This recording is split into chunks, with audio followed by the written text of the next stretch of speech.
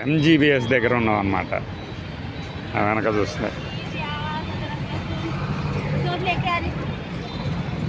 ఇదే మూసి మురికి. ఏది ఒక 10 రోజుల క్రితం ముంచెత్తిందే అది. ఎదురు బస్ స్టాండ్. ఎంత హైట్ ఉంది చూడండి.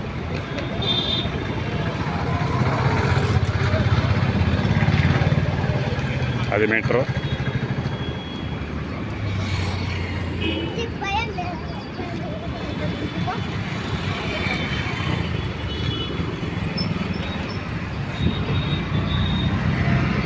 ఇప్పుడు ఆ మూసి తూముల్లోంచి వస్తున్నాయి చూడండి నీళ్ళు. అది ఈ బ్రిడ్జి ఎంత హైట్ ఉంది.